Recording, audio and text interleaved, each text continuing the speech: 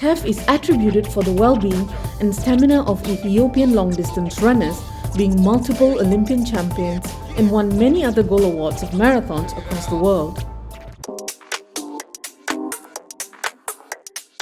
Hello, welcome to my channel.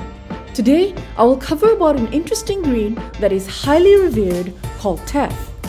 Teff was thought to be first domesticated more than 6,000 years ago in Ethiopia and was also found in the Egyptian pyramids dated about 3,300 BC. It was highly valued back then, to be specific, 55 centuries ago, that they placed it in the pharaoh's pyramids as what is considered as their last foods.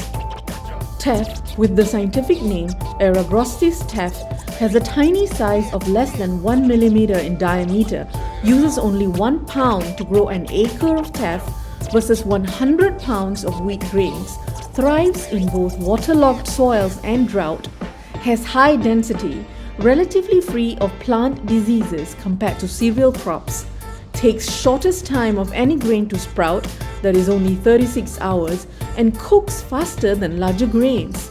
Wow, sounds like a grain with superpowers, right? Its plant can be seen as yellowish brown, red, purple and grey, with its seeds which comes in ivory to yellowish brown and to dark reddish brown. Teff is attributed for the well-being and stamina of Ethiopian long-distance runners, being multiple Olympian champions and won many other gold awards of marathons across the world. For the Ethiopian diet and culture, teff is very important as not only it provides 2/3 of the daily protein intake, but also used as fodder for livestock and amazingly also as building materials where it is mixed with mud to become a wall plaster of grains storage spaces. As for the use in food and beverages, teff eaten in its whole form is usually made into injera, which is a sourdough risen flatbread that is usually eaten with meat or ground pulses like dry peas, beans, chickpeas or lentils, or eaten as porridge and even made into alcoholic drinks and beer. Additionally, teff is usually mixed with chickpeas, soybeans and other grains to produce baby foods. Presently, in many parts of the world, it is used as gluten-free flour for breads, pie crusts, cookies, cereals, pancakes and other types of pastries. When cooked, teff becomes gelatinous and adds mass to puddings and becomes a good thickener for gravies, stews and soups. As teff lacks gluten, it is less chewy when used as baking flour versus wheat flour.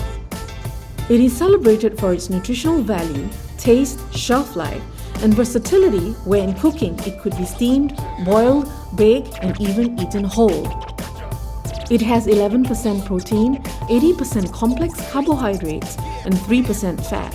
Teff has an excellent source of essential amino acids, including lysine, an amino acid often missing in whole grains, has a great source of fiber, iron, protein, copper, magnesium, phosphorus, manganese, zinc, selenium, calcium, potassium, and other essential minerals. Lysine, as mentioned earlier, an amino acid that is missing in other grains, is key in the manufacturing of enzymes, collagen and elastin, hormones, proteins, aids in energy production and immune function, as well as helps in calcium absorption. The only downside of teff is that it is bound to anti-nutrients like phytic acid, rendering it poorly absorbed, and a way of reducing this effect is by fermenting teff flour. This is done by mixing teff with water and leaving it at room temperature for a few days.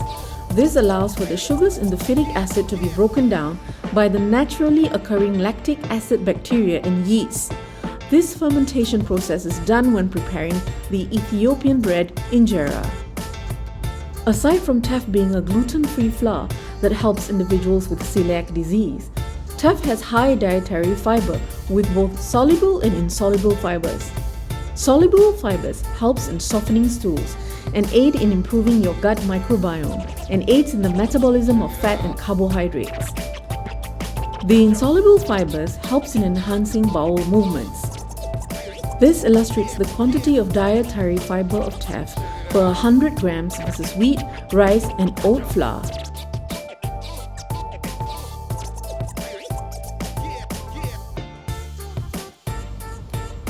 Teff has high quantities of iron that may help in people with iron deficiency and also reduce the rates of anemia in pregnant women. The table below illustrates the differences in iron content of teff flour versus wheat flour. Teff has lower glycemic index versus wheat types of products. However, this could vary in the way it is prepared. Glycemic index, or GI, illustrates how a type of food can elevate blood sugar levels, where foods above 70 are considered high GI and foods below 55 are considered low GI. When teff is prepared as flour, it has a GI of 74, although high but lower in comparison with bread, quinoa, buckwheat and wheat. However, when made into the traditional injera where it is fermented first, it has a GI of 79 to 99 and 94 to 137 when made into porridge. This is because of the production of gelatinized starch from the addition of water. Well, that is it for today, folks. However, I'm keen to know if you have used teff before in your food, and is teff flour your choice of gluten-free flour?